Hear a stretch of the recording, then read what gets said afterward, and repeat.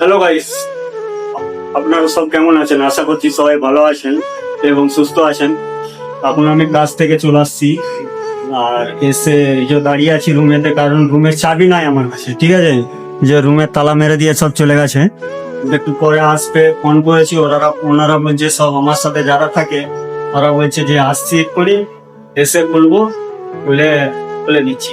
আজকে রান্না করার আমার পালি। ঠিক আছে, কালকে ভিডিওটাই দেখেছিলেন যে আমার বন্ধুদের পালি ছিল, কিন্তু আজকে আমার পালি রান্না করার। আর ব্যাকগ্রাউন্ডে হয়তো আপনাদের অনেক আওয়াজ আসতে পারে, কারণ মাইকটা রুমের ভিতরেই আছে। এই ডিউটি থেকে আসলাম, ওই জন্য চাবিটা আমার কাছে থাকেনি, চাবিটা আজকে লিয়া হয়নি।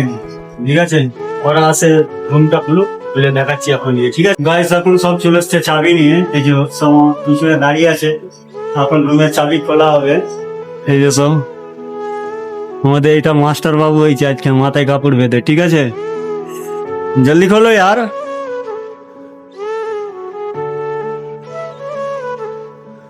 আজকে আমার পালি আছে রান্না করা, দেখা যাক কি হয়।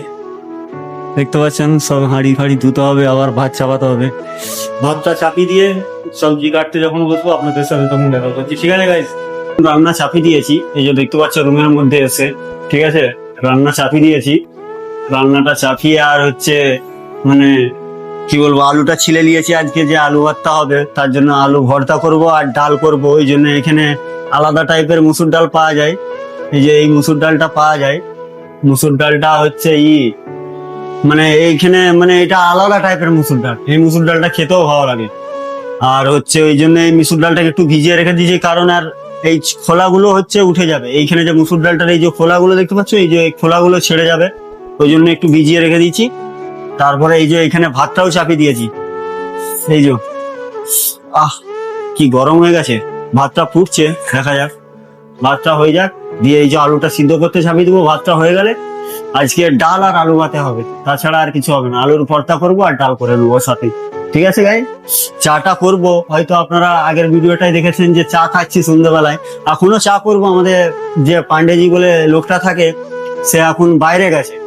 বাইরে সে তাকে বলেছি যে কিছু নামকিন টামকিন কিনে আনতে, যে এক চায়ের সাথে খেতে ভালো লাগবে, কারণ পাঁপড় ভাজা শেষ হয়ে গেছে। তো তার জন্যই তাকে দোকানে পাঠিয়েছি। দেখা যাক এবারে সে দোকান থেকে যদি নিয়ে এসে মোটামুটি তারপর চাটা করে তারপর খেয়ে নেবো। বুঝতে পেরেছেন? আলুটা ধুয়ে নিয়ে ভালো করে আলু ভর্তা করতে হবে আজকে। আবার ভালো করে আমাদের বাঙালি স্টাইলের আলু ভর্তা করবো বলেছি সবাইকে, যে পেঁয়াজ দিয়ে ভালো করে। এইটা আমাদের গ্রামে মায়েরা যে আলু ভর্তা করে পেঁয়াজ দিয়ে, সেরকম টাইপেরই আলু ভর্তা করবো। বুঝতে পেরেছেন? আজকে হয়তো ভাবছেন যে আমার মানে ভিডিওটা এরকম ভাবে শুট হচ্ছে, কারণ আমাদের যে কালকে যার যে গনুটার পালি ছিল, সে আমার ক্যামেরাটা ধরে দিচ্ছে। তার জন্যই আজকে পালিটা অন্যরকম, মানে ক্যামেরাটা এটা লাগছে আপনাদের। বুঝতে পেরেছেন? যাই হোক, আলুটা ধোয়া গেছে, আলুটা এবারে দুখানি করে নিয়ে সিদ্ধ চাপিয়ে দেবো। বুঝতে পেরেছেন গাইস? এখন দেখতে পাচ্ছেন যে রুটি বানানো চালু করে দিয়েছি। পান্ডেজি রুটি তৈরি করছে। এই যে পান্ডেজি আমাদের রুটি খায়, তার জন্য রুটি বানানো। এই যে সব আলু ভর্তাও রেডি করে নিয়েছি। ওই কুকারেতে ডাল আছে, এই যে কুকারটা দেখতে পাচ্ছেন।